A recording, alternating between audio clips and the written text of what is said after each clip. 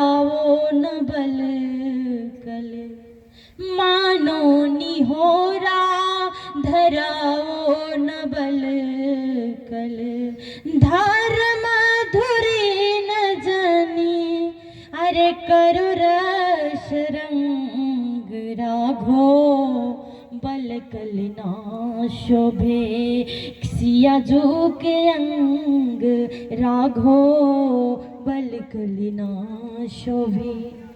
सिया जय है राम संग, दुल्हन के रंग, राघो। हे रघुनंदन, मेरी सीता कोई विधवा स्त्री नहीं है, सीता सुहागन है और ये दुल्हन के बाद ही सज करके राम के साथ वन में जाए। राम सुन नहीं रहे हैं, राम खड़े हैं। गुरु वशिष्ठ जी महाराज अपनी पत्नी अरुंधति के तरफ इशारा किए और कहा है, अरुंधति अपने शरीर पर जितना आभूषण पहनी हो, अपने शरीर पर जितना आभूषण धारण की हो, सारे उतार दो और उतार करके सीता को दुल्हन के भांति सजा दो। ध्यान देंगे, एक गुरु महाभारत में बैठा है, द्रौपदी नंगी हो रही है, आवाज नहीं उठा रहा है। ये है रामायण के गुरु वशिष्ठ जी महाराज, जो हाथ जोड़ करके अपने पत्नी के सामने बोले, अरुंधति अपने शरीर के एक एक आभूषण उतार करके और सीता को पहना दो। और वही होता है, अरुंधति जी अपने एक एक आभूषण उतार उतार करके सीता को पहना रही हैं। कुछ रिक्त स्थान छोड़ दिया। गुरु वशिष्ठ जी को लगा कि ये मोह में फंस चुकी है, इसलिए सीता के कुछ अंगों को रिक्त छोड़ रही है, वहां गहने नहीं पहना रही है। तो गुरु जी सोचे कि चलो एक बार पूछ लिया जाए। गुरु जी बोले, अरुंधति ये बताओ कि सीता के कुछ स्थान रिक्त है, खाली है, उन्हें क्यों नहीं सजा रही हो? अरुंधति जी ने कहा है, पति जी ये सीता जब आगे जाएगी और ये सीता को जब हमारी बहन सती अनुसुईया मिलेगी, ध्यान देंगे, अरुंधति जी और सती अनुसुईया दोनों सगी बहनें थी। कहा कि ये सीता जब आगे जाएगी तो इसे सती अनुसुईया मिलेगी और ये सती अनुसुईया उन रिक्त स्थानों को भरेगी, सीता को सजाएगी। और एक नारी का धर्म क्या है, सती अनुसुईया सीता को बताएगी। ध्यान देंगे, हमारी माता जी लोग भी आभूषण पहनी हैं, मैं भी पहनी हूँ। और ये हमारे भैया लोग क्या बोलते हैं कि स्त्रियां दिखावे के लिए पहनती हैं, होता है ना? इधर कोई बोलता है? हाँ, जोर से बोलिए।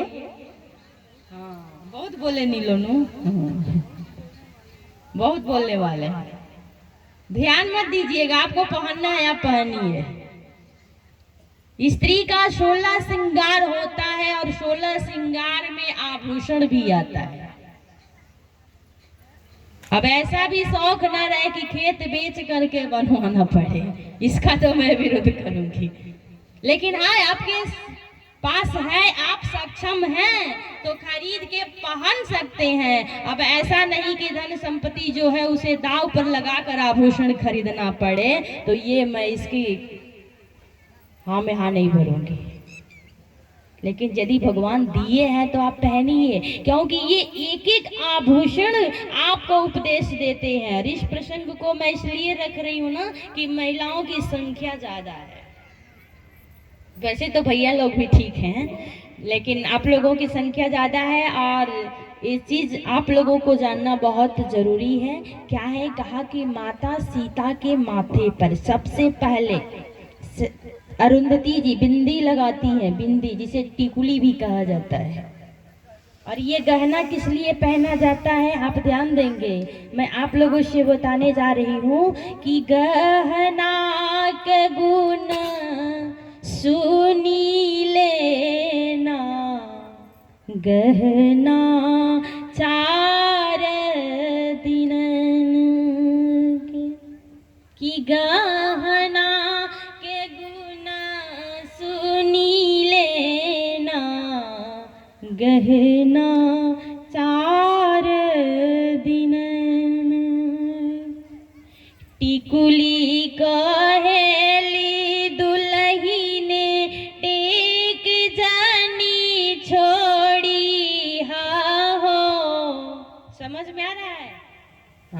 मैं सरल भाषा में ही बोलूंगी क्योंकि जो भाषा आप लोगों को समझ में आ जाए।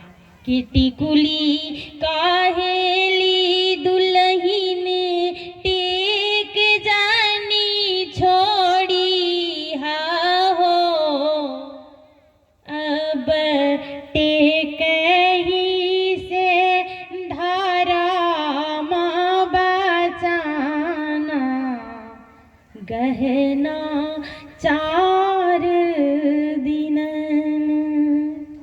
और नंबर किसका आता है? कहा कि नथुनी कहेली अपना मानवा के नाथी हा हो। नथुनी किस लिए पहनाया जाता है? अपने मन को नथ के रखिए, अपने मन को अपने बस में रखिए, इसे चंचल नहीं होने दीजिए। ये मन अपने मन का न करने पाए, इसे अपने बस में रखिए। नथुनी क्या उपदेश देती है कि नथुनी कहेली अपना मानवा के नाथी हा हो, अब बह के न पावे मन माना। आपका मन कहीं कुमार्ग पर न भटक जाए। आपका मन इतना चंचल है कि कहीं सद्मार्ग को छोड़ करके भटक न जाए, इसलिए आपको नथुनी पहनाया जाता है कि आप अपने मन को हमेशा नथ करके रखिए। उसके बाद नंबर आता है झूलनी का। आजकल तो लोग झूलनी पहनना छोड़ दिए। ये जो हमारी माता जी लोग बैठी है झूलनी के कि झूलनी काहेली दुल्हीन झूठ जानी बोली हा हो। इधर कोई झूठ बोलता है? कितनी लोग झूठ बोलते हैं? ऐसा बात नहीं, बोले अंतर होता है। कोई कोई झूठ ज्यादा बोल जाता है और कोई कोई सच ज्यादा बोल जाता है, लेकिन झूठ बोलते सब हैं। सबसे ज्यादा तो झूठ हमारे यहाँ विवाह में बोला जाता है। इधर भी बोला जाता होगा। हाँ, हमारे यहाँ बिहार में एक अगुआ आया, मतलब ले करके रिश्तेदारों को जैसे शादी करा